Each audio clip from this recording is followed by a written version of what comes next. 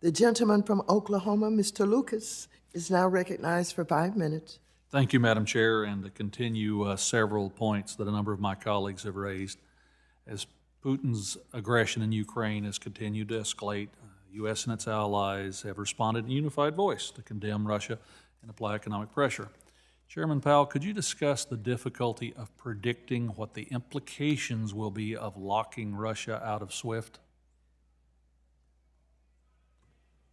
So again, on sanctions, we're not the right folks to ask. We don't design them. We don't implement them. So it would be really a question for the administration.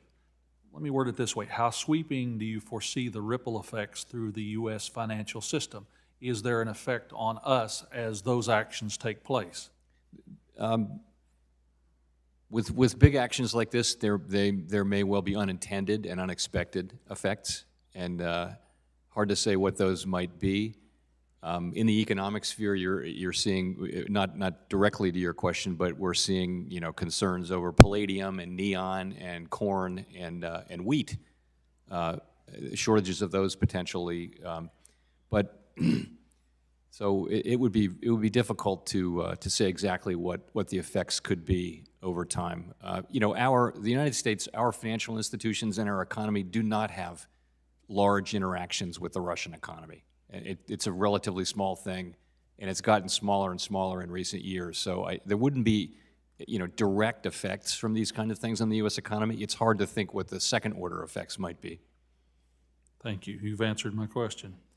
As Congresswoman Wagner touched on, the price of oil has continued to climb during the past year to its highest level in more than 7 years. And we now see international banks appropriately shunning Russian oil, even without energy sanctions. Could you describe the range of different scenarios the Fed projections paint in regard to this? And along with that, how do you see this potentially impacting the already rampant inflation issues? Well, obviously the price of oil depends on events that haven't occurred yet. It really depends on where this goes going forward. We have seen prices move up, including just in the last couple of days. And they moved up quite substantially since, if you go back 3 months before this incident kind of began, prices are up quite a bit.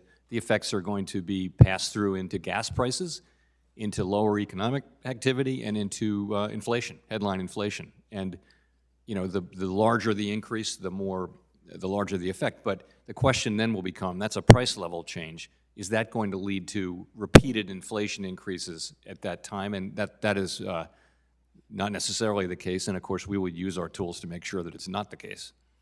And of course, representing the constituency I do, which is both oil and gas and production agriculture, we take very careful note of what those actions will affect, how they will affect world crude oil prices, and of course, the Ukraine being a very historic major grain producer, my wheat people also are prepared to step up and match that.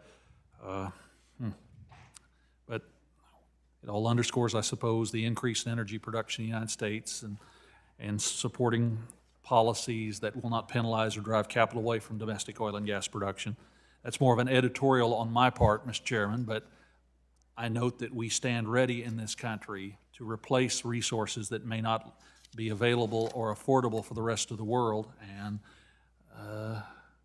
we just need a little incentive and encouragement from this side of the room to utilize those things.